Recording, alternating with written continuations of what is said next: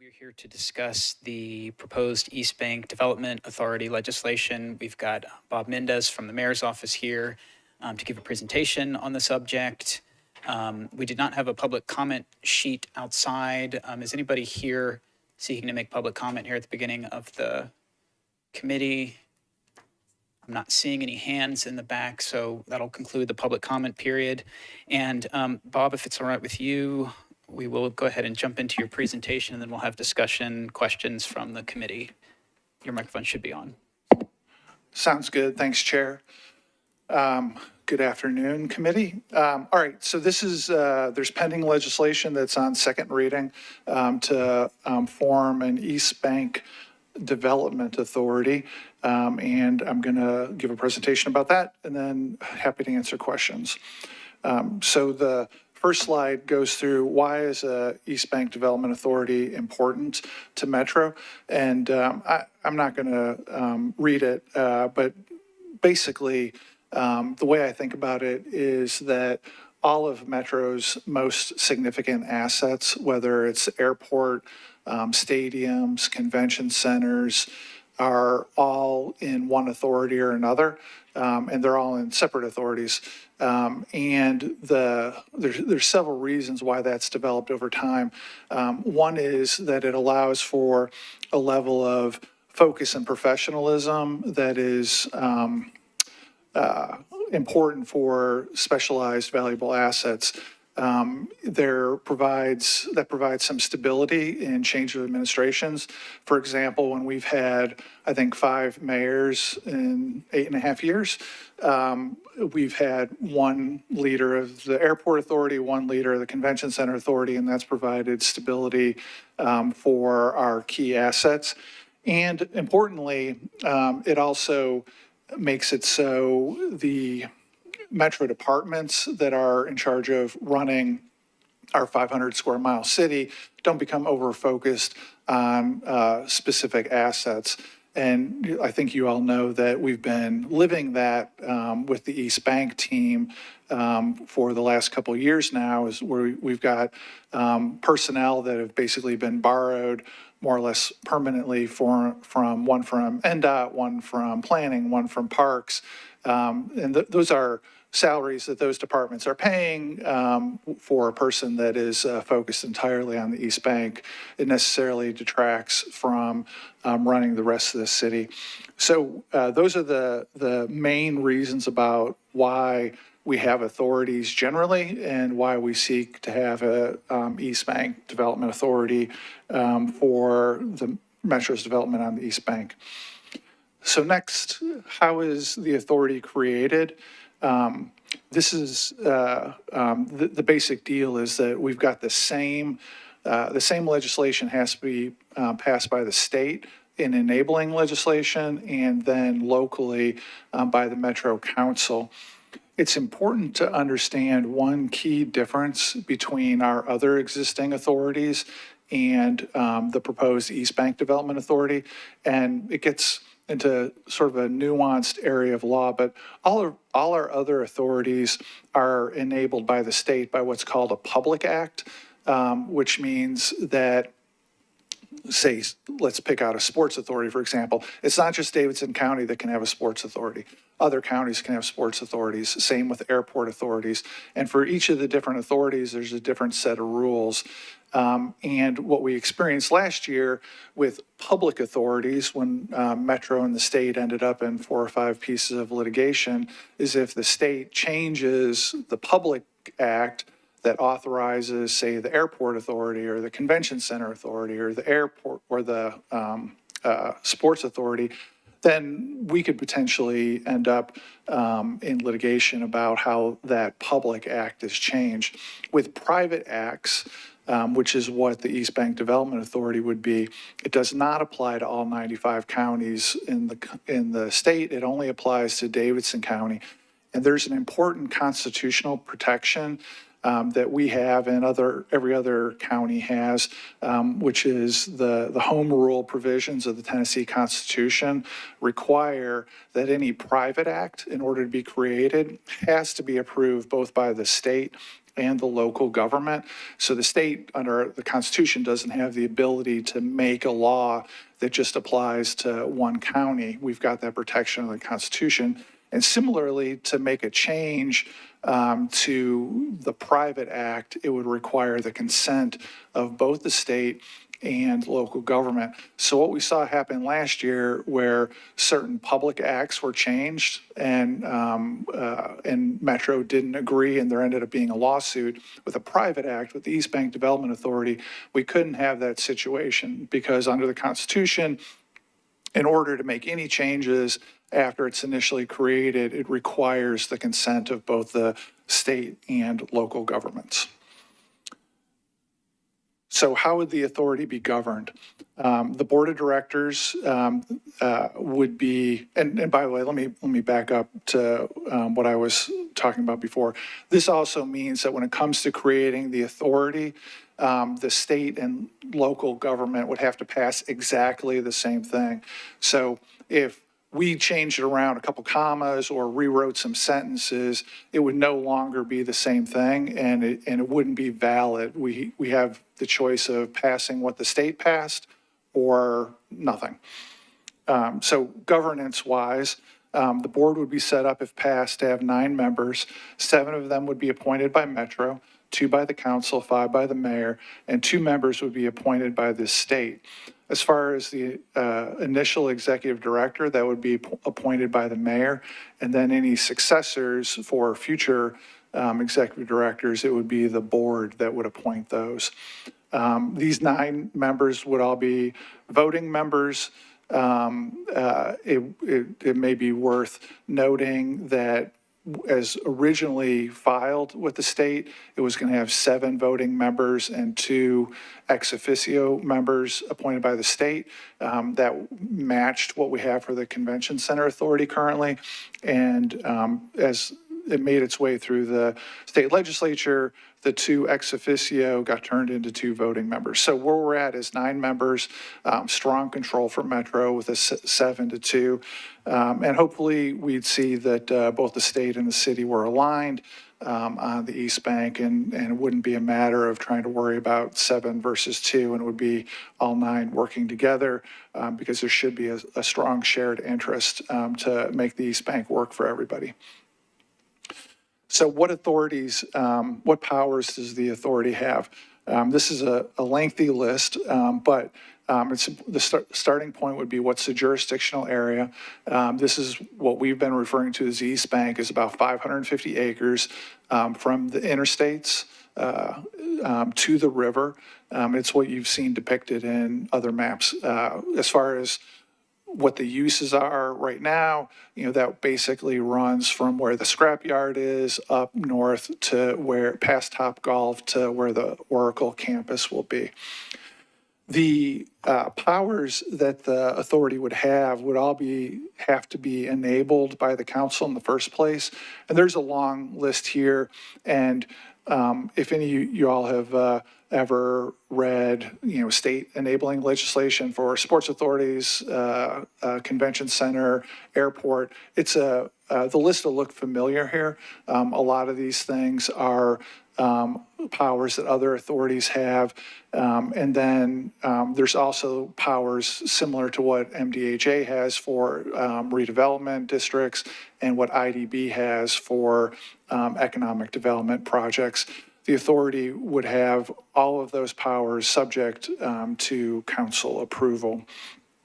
There are also limitations on the powers that the authority has, and those include there's no independent power to condemn property, and that is a significant limitation in making sure the authority just doesn't get to go condemn whatever it wants on the East Bank without coming to the elected members of the council for approval.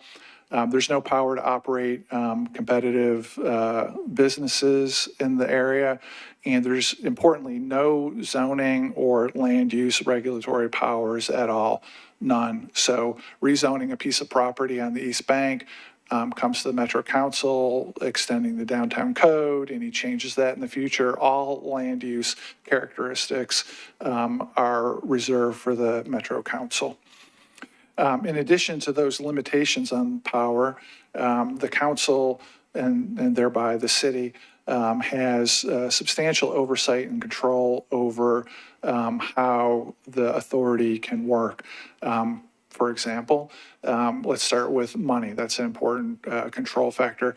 Assuming this authority, the legislation before you now is approved, we would have an authority on paper, but it wouldn't have any asset. It wouldn't own land. It wouldn't be a party to a contract. It wouldn't have any way to make revenue. There would be nothing in the authority. And so the idea here is that in order to have the authority be able to have revenue, perform a budget, et cetera, are all going to require approval from the council before that could happen. And you can see the rest of the list here. More money-related ones, there's no ability to incur long-term debt, whether by bond or borrowing, without council approval. There's no way to approve an economic incentive without being authorized by the council in the first place. And the authority, like the rest of our authorities, would be subject to an annual audit, which would be available to the public and reporting to the council. So at this point, we've been through, it's set up so there's a broad list of potential powers like other authorities, and then the council would specifically decide which of those powers the East Bank Development Authority would have, and there's a lot of control based on both ways to be funded and incurring debt and economic incentives. And then finally, let me go through a timeline. This, you can see the top item here, that's what's pending before you now. We're hoping to have tomorrow that y'all approve on second reading and push off third reading till August 20th, basically skipping a meeting.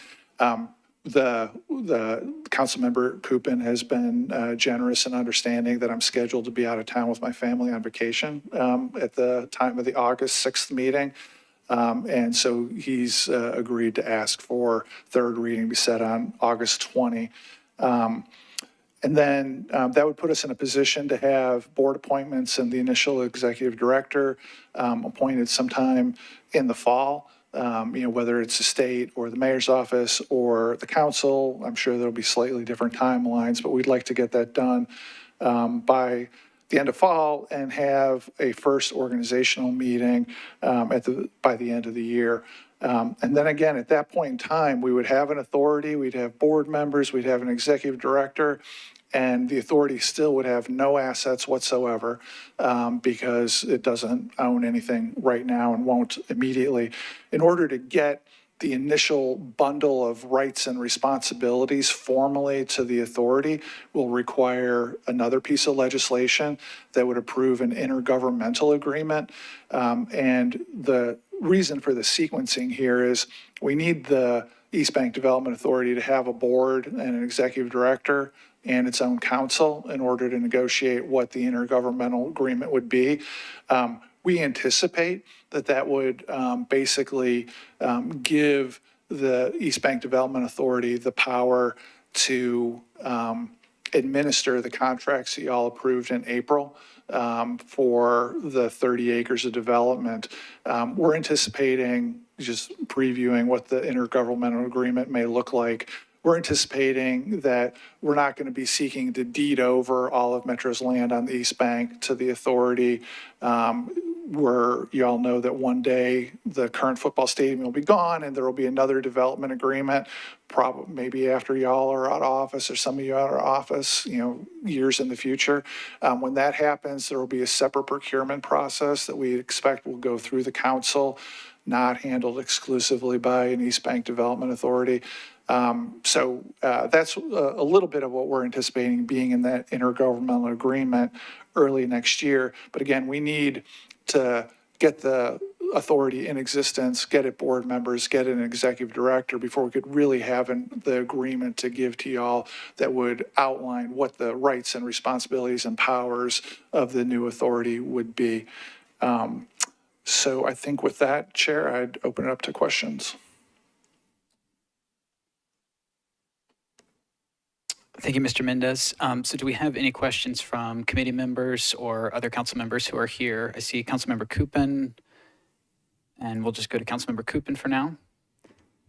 Councilmember Coopin, you're recognized. Thank you, Chair, and thank you, Bob, I guess, CDO Mendez, for your hard work on this. And I know there was a lot of effort at the state to kind of get this back to Metro with a good balance that's fair to us as a city. So appreciate your efforts and the whole team working on this. Not a lot of questions, very, very supportive of this effort and the authority and the opportunity we have in the IGA to kind of fine tune any questions we have.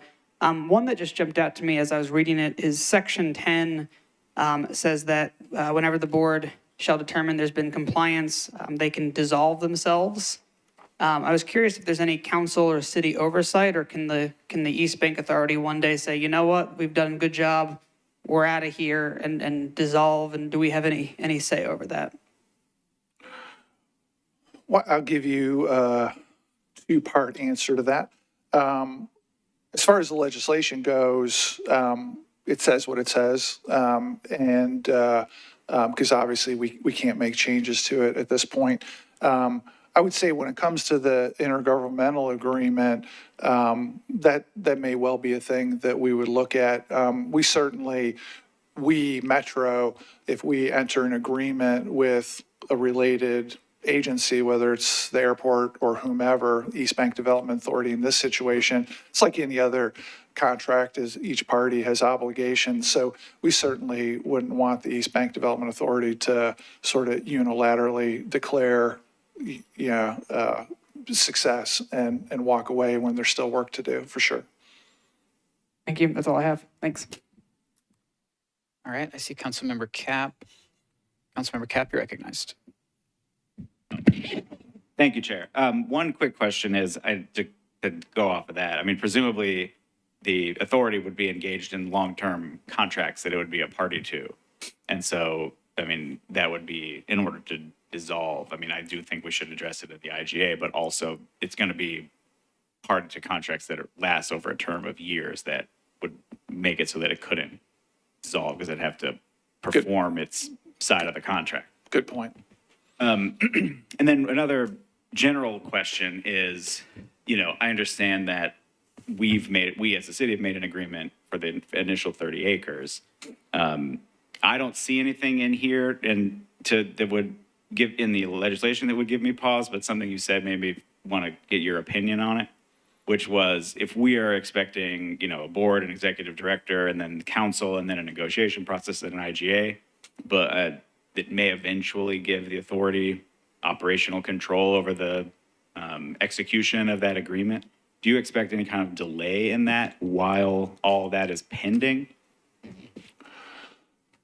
No is the short answer. I'm sure the devil's going to be in the details, and we started to try to outline what we Metro would like in the IGA, and you quickly get to questions like, okay, so we say we're going to give the authority power to administer the contracts that we entered with Fallon, but we're keeping control of the roads, right? And so, okay, so minus the roads, and well, not the pedestrian bridge, Metro's going to stay in control of the pedestrian bridge, right? The things like that I'm sure we're going to get a little bit in the weeds on. But the goal is basically, I think, to have the city, Metro, run the city type aspects, roads, stoplights, transit, and have the authority handle the development type things, like being the owner of a 30-acre development and figuring out things like what's the order and pace of infrastructure going in. I think we're going to be able to move relatively quickly. We'll see, but we're hopeful that the new authority will only have one job on its hands at first, which is negotiate IGA. So hopefully that goes, there'll be plenty focused to move that quickly. Thank you. And I guess I could ask my question in a more specific way. Right now, Fallon is on the clock to deliver, affordable housing units and so forth. I mean, I guess they will be on the clock when and if the code amendment is approved. But this, I don't read this to require or provide for any delay. I just want to clarify with you that there is no provision for delay, even if we're negotiating with the authority over details. There is none. The development agreement that y'all approved with Fallon is basically has the same deadlines and the same operation, whether we have an authority or not. I think all the major parties on the East Bank prefer authority to not, but Fallon's timeline is the same regardless. Thank you. And one more question more for public clarification, which is that, there's a whole lot of potential powers that the council could in effect delegate to the authority. But I want to clarify that it's not all or nothing for any given power. It's not like you have eminent domain or you don't. It might be, or, go down the list of all those different potential powers that the council could delegate. The council retains its powers and could delegate either certain variants or forms or modalities about each one to the authority. It wouldn't just be, you have an eminent domain or not. It could be, you could proceed on X project if that's what we'd agree to in the IGA. Yeah, I would expect, and like y'all know, we do this, whether it's, again, Convention Center, Sports Authority, Airport Authority, MDHA, the Industrial Development Board. In every situation, there is substantial power delegated to the body, either by state law or by agreement with Metro. And in each instance, I don't think it's a cookie cutter. It's customized for the agency. Thank you. That's all for now, Chair. Thank you, Councilmember. Anyone else? Councilmember Allen. Sorry, you're recognized. Thank you, Mr. Chair. Thanks for the explanation and for all the work you've done putting this together. You've been very helpful in the tax abatement study and formulating committee that looked at just sort of getting a big picture of what the city does with regard to tax abatements and things like this. And this authority, if I understand correctly, could issue tax increment financing things and also possibly pilot types of things related to affordable housing, maybe? Yes, is the answer. And the more technical answer is that as drafted and allowed by the state and hopefully by y'all, the East Bank Development Authority would have the powers of a housing agency, so MDHA, and the powers of our IDB. Gotcha. And so that covers a lot of waterfront. So that means that if we wanted to, the whole city wanted to have a transit-oriented redevelopment district on the East Bank, as long as it was approved by the East Bank Development Authority and the council, we'd have it. If we wanted to have a redevelopment district like MDHA traditionally does, if the authority and the council both agreed to it, we'd have it. And with IDB, it's more deal by deal. We've only done 2 or 3 ever, but those you need economic impact plans. And so if we had one where we had a parcel on the East Bank where there was an economic impact plan that was approved by the authority and Metro Council, then it would be a go. So it's a pretty wide-ranging toolkit, and in each instance, in order to do it, requires authorization from the council and the authority. Gotcha. And then it would make sense as we develop the implementation plan recommended by the Tax Abatement Study and Formulating Committee to wrap this new authority into that, just with regard to reporting and then providing someone for this annual review that we're talking about creating. For sure. Okay. Sounds good. Thank you. Thank you, Councilmember. And up next, I had Councilmember Vo. You're recognized. Thank you so much, Chair. Thank you so much. Sorry, I missed the presentation. I will go back and watch that. But I got a little cliff notes. Just a few questions. Can you share where is the budget coming from to cover the East Bank Development Authority? And then two, how many staff will be on the authority in addition to the executive director? And will that change over time? If you could answer those. Sure. And I will go back one slide on that. So one of the things that we talked about a few minutes ago is that in order to get the East Bank Development Authority where it actually has staff and a budget will require two pieces of legislation. The first one right now is basically take it or leave it, thumbs up or thumbs down to approve the same thing that the state approved. And if that passes, that's the legislation you've got on second reading now. If that happened, the next steps would be to appoint board members and get an executive director. And then at that point in time, there still would be no budget, no money, no revenue, no assets. The authority would still have absolutely nothing. And it will take the second piece of legislation that we expect in early 25 to approve an intergovernmental agreement. And the intergovernmental agreement, among other things, would lay out how to fund the authority at that point. And it may or may not say exactly how many staff members. I can say right now it is our general intention to have the all or most of the current East Bank team join the authority. We've done this before, not that long ago. I think due to term limits, maybe Councilmember Allen was the only person who was around at the time, but our Convention Center Authority has only been around for a little bit more than a decade. And when the Convention Center Authority, maybe it's right at a decade, when the Convention Center Authority was first created, there were some Metro employees that were working on it that moved over to become Convention Center employees. And so we're going to be cheating's the wrong word. Looking at that experience from just a decade ago with the Convention Center Authority about how to physically move folks over from Metro to an authority. We'll be using the Convention Center Authority experience as background. That's a long-winded way of saying that y'all are going to have full opportunity at the second piece of legislation to get into the weeds about exactly how we're empowering, paying for, and staffing the authority, assuming we get that far. Thank you. Thank you, Councilmember. Anyone else have questions or comments? I've got a few. We'll go to Councilmember Cap first. Councilmember Cap. Thank you, Chair. And just quickly, again, for public clarification, who's responsible for the audit, the yearly audit of the authority?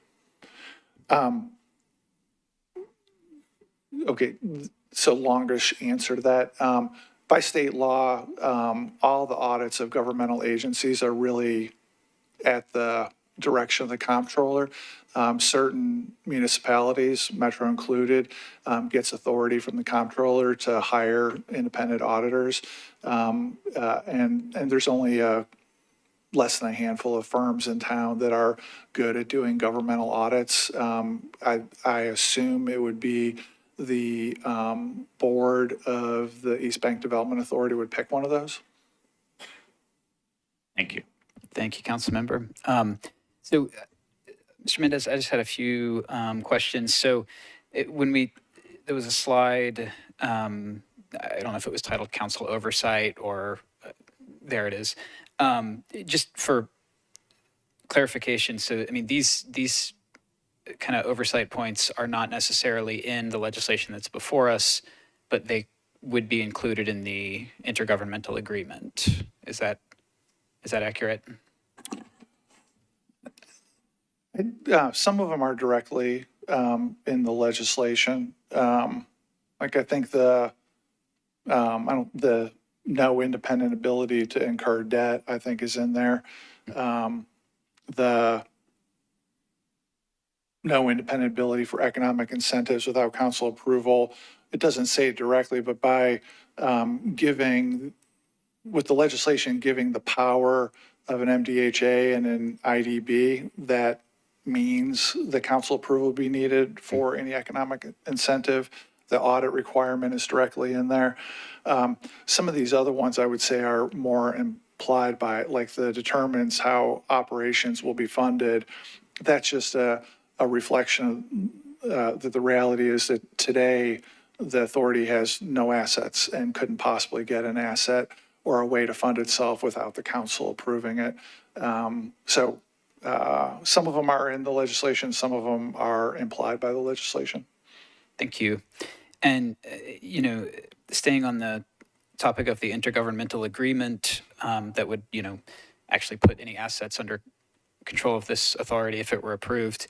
The process that we took with the initial development agreement and Metro's negotiations with that was that y'all came to us, I think, very early on, and then you came to us kind of at a midpoint when there was something more substantial to discuss. But, before legislation was presented to the body, would you be open to having kind of a similar process with this committee as Metro negotiates an intergovernmental agreement with this proposed authority?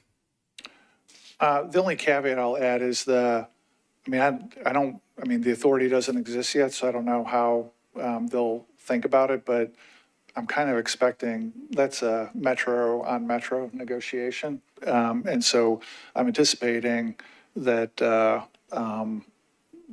legal team and I will probably know before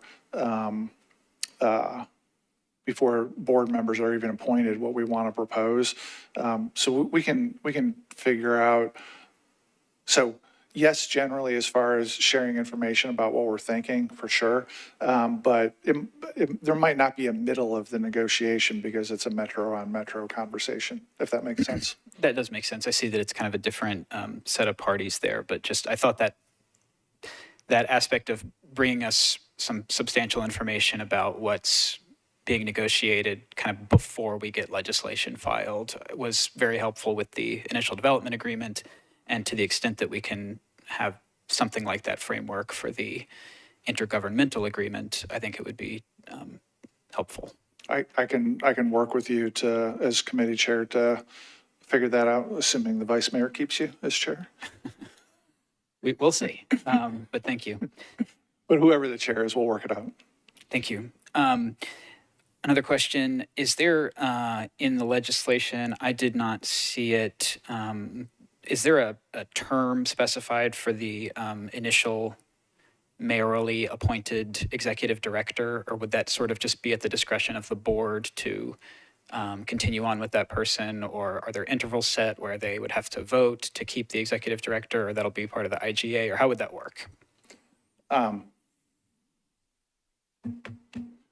Thanks. I'm going to look to Tom Cross can correct me or add more, but I would view it as the mayor can appoint who it is, but in order for there to be a contract with that person, the contract I think would have to be approved by the authority's board members. So I think there will be sort of a built-in opportunity for the board to either endorse it or not endorse it. Tom Cross agrees. Okay, thank you.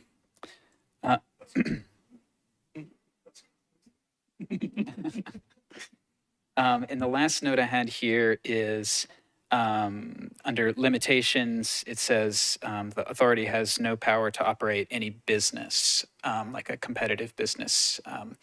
And so, one of the things that I think we do a really great job of offering a public option as Metro is our parking that we operate. So the library garage and the courthouse garage. I always tell folks that's the public option is your best first choice when you go downtown. So would the authority not be able to operate any parking facilities, or would the authority be able to partner with Metro to operate parking facilities similar to how we do with the courthouse garage and the library garage? I'm going to let Tom give an answer to that one. I'll go over to the administration table. Mr. Cross, if you could introduce yourself, please. Tom Cross, Metro Legal. And I believe that that could be part of the subject of the IGA if you wanted it to. Like you, I don't see that as necessarily a competing business if it's providing a public service, and parking definitely is. Of course, this is complicated, as Bob has discussed both in this committee and in front of the other council committees. You know, we have obligations under other relevant agreements, and so it's not clear whether or if this entity is going to own or would be able to own and operate a parking garage. But I generally agree with you. That's something I could possibly do. Yeah, the requirement for us to construct the 2,000 stadium parking spots is kind of what had me wondering about that limitation. So I guess we'll just look to explore that question further. Councilmember Cap's gone a couple times. I'll come back to you, but I see Councilmember Evan Siegel with a question. Councilmember Evan Siegel, you're recognized. Thank you, Chair. This is really a question more for the intergovernmental agreement, but it came up in some of the other questions, so I just want to sort of flag it, and maybe it's a comment with a little bit of a question. Our IDB intergovernmental agreement, I would argue, has prevented that board from operating in an independent way to best serve the city throughout the 5 mayors in 8 years, because the way that is structured, the employees of the IDB are actually employees of the mayor's office, and finance holds the money. And so that relationship it requires that the mayor's office, for example, staff that person for the IDB to have staff. That's different from how Convention Center, Airport Authority, Sports Authority all operate. And so I'm just sort of curious, you mentioned the employees who are currently working on East Bank. It's anticipated that they will then become a part of the East Bank Authority. Will they be employed directly by the East Bank Authority under that intergovernmental agreement, or will it be Metro's job to staff their positions, with the kind of caveat that the latter then opens it up for turnover issues? Yeah, this is a dynamic that's been on our minds. There is no question that, let's say the Airport Authority at one end of the spectrum and IDB at the other end, the ability to be independently financed or mostly independently financed versus having literally no employees with the IDB, there is a difference. And depending on what characteristic you're looking at, that's a good thing or a bad thing, depending on what you're looking at. But it's definitely true. And here we have an overlay of, it's really easy to imagine how the East Bank Development Authority funds itself 10 years from now, because it's collecting rent on a bunch of high rises, and it nets out its operating expenses and Metro gets the rest. And that's really easy to imagine. Between now and the day that there's a bunch of rent for high rises coming in, we're going to have to be a little more imaginative about how we take care of the financing during that time period. But we definitely, it's on our minds that if I'll say the skimpier we go on financing in the early years, the harder it might be to get momentum for having the authority being an independent actor, and how it, to really free itself of relying on Metro departments day in and day out, and the political whims that you're talking about. And again, all these things have got pros and cons depending on the circumstance. But by and large, I think we probably have a shared interest that our convention center authority probably worked better over the last 8 years than if it had changed leadership 5 times. I think that's probably true. Yes. Thanks. I think just kind of a follow-up question too, looking at financing. Long-term rent makes a lot of sense. I think short-term, I'm a little curious. I know it can issue bonds. Is it the full bond capacity of all of our other authorities and boards? So for example, one of the reasons the IDB has no revenue stream is because it has not really changed its fees to keep up with the market, and those fees can be a quick source of revenue. So I'm thinking like if there is a business improvement district and bonds are issued for that, sort of, I guess you could build in some early fees. And I'm just sort of curious, when we get there, what the thought is on it. I know this isn't, we're not there yet, but Yeah.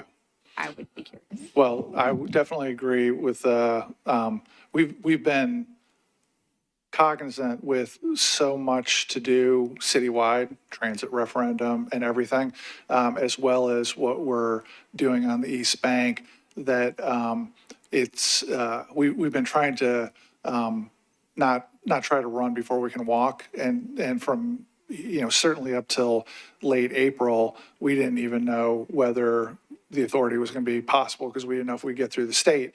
And we're hoping to know by late August whether we get through the council. That'll be 4 months for the state, 4 months here. And then it'll be real. And we're going to have to dive into figuring out how we solve the short term, meaning until high rises are built and rent is being paid, how we make the authority a reality in that environment. Thank you. So I've got Councilmember Cap. Does anybody else have questions, want to get in the queue? Committee members, non-committee members? Okay, we'll go back to Councilmember Cap. Councilmember Cap, you're recognized. Thank you, Chair. And I'm sorry, I wasn't trying to jump ahead of you with the question. I was raising my hand because I had something on that point of the parking question. In the meantime, I was able to find the provision, but I just want to point out that the East Bank Authority is empowered to act with the powers of a parking authority. And so I think obviously the IGA will have to give some structure to that. But I just want to point out to the chair's question, section 211 is that it's empowered to act as a parking authority. Thank you for noting that. All right. Any other questions, comments, anything from members or non-members of the committee that are present?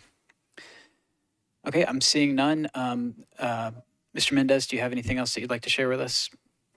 Just to tell Councilmember Cap he can submit his resume to try to become counsel for the authority.